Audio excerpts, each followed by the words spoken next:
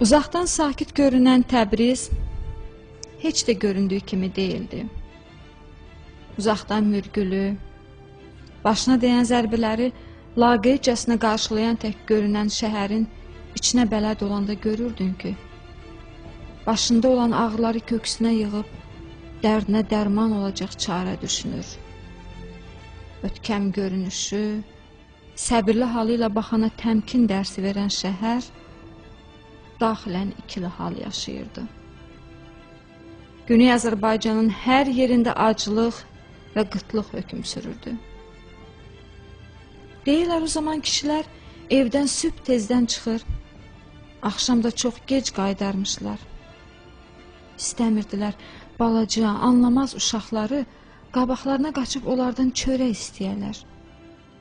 Atalar evlatlarının onlardan haqlı tələb etdiyini evə gətirməkdə aciz idilər. Görəsən bundan ağır dərd olarmı? Ac uşaq atadan çörək istəyəm, amma ata yoxdur deyə. Analarsa balaca balaları yuxuya vermək üçün uzun, dadlı laylalar zümzüm edərdilər. Lay lay dedim, yatasan,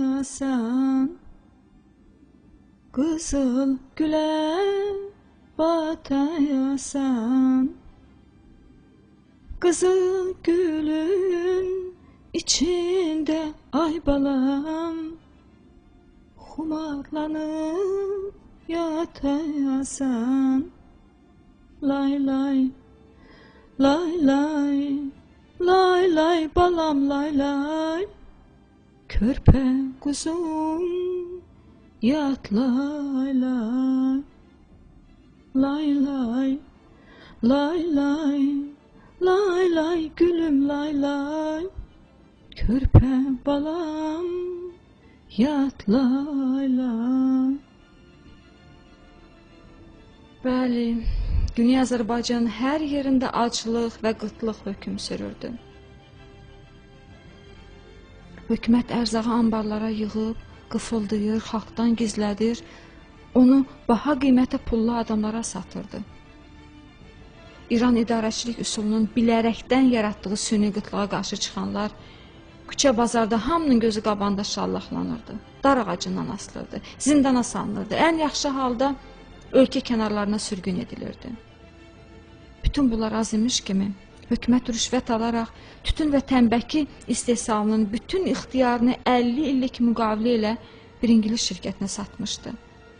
Əlbəttə bu xalq üçün çox ağır idi. Çünki əhalinin 1/5-nin çörəyi tütün və təmbəkinin alış-verişindən gəlirdi. Elə bu müqaviləyə etiraz olaraq Təbriz bazarı bağlandı. 20 mindən artıq Təbriz üsyan edib hökumət dairələrinə hücum elədilər. Amma hökumətin silahlı qüvvələri sürətlə şəhərə hakim olub, əliboş xalqın üstünə silah çəkdi. Yaralanan, ölən, hətta yaralı halda həbs olunanların da sayı az deyildi. Üsyan yatırılandan sonra Təbrizdəki lal sükut məzarlığı xatırladırdı. Bu dərənin uzunu çoban qaytar quzunu, quzunu.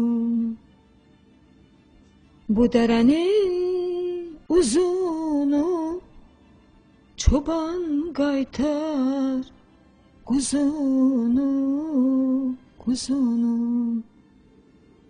Təbrizin canı dərddə, yolları qanlı, neynim aman, aman, neynim aman, boy boy, neynim aman, aman, neynim aman.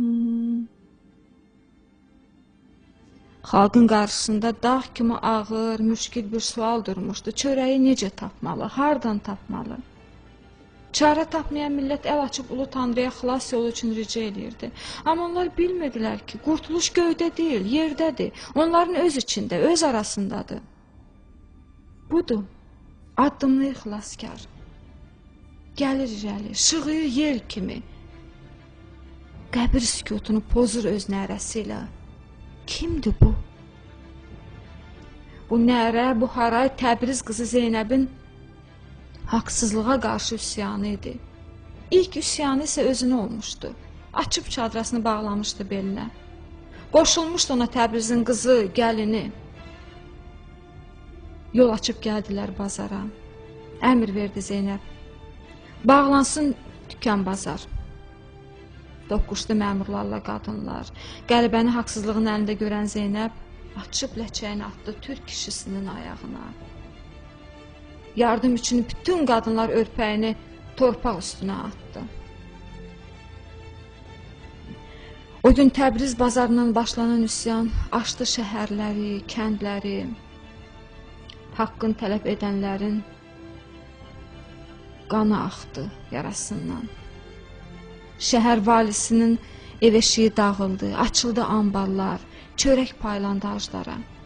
Xalq xilaskarını min səslə səslədi. Gah Zeynəb Paşa dedi, gah Bibi Şah Zeynəb dedi, gah Zeynəb bacı dedi, gah Behbaşı Zeynəb dedi. Yazdı Firəng, İngilis, Rus mətbuatı.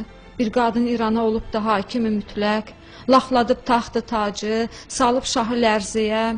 O da pozub çəkdiyi qolu İngilislə etdiyi əhdi peymanı. Ayağı dəyən yerdən od çıxırdı həmin an. Başlanırdı üsyan, haqq şüarları. Bu gedişlə Təbrizə sığmıyırdı vücudu. Pul kəsildi başına. Axtarıldı diyar-diyar. Onu qoruya bilmirdi yer boyda Məkkan. Bir səhər Alatoranda üst tutdu savalana.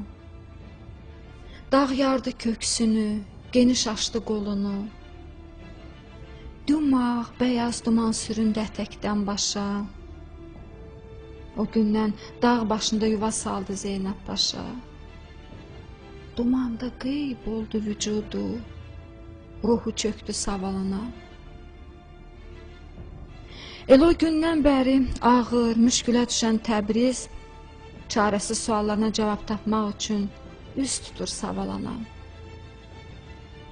Qarşısında dağ kimi duran dərdin həlli üçün arxasında vüqarla dikəlmiş savalana söykənib özündə təkan tapır. Əllərimlə böyütdüyüm solarkən diriltdiyim çiçəyimi qopardın sən, əllərə verdin. Çiçəyimi qopardın sən, əllərə verdin. Dağlar, dağlar, qurban olum, yol ver keçim. Sevdiyimi son bir kərə yaxına görüm. Dağlar, dağlar, qurban olum, yol ver keçim. Sevdiyimi son bir kərə yaxına görüm. Dağlar, dağlar.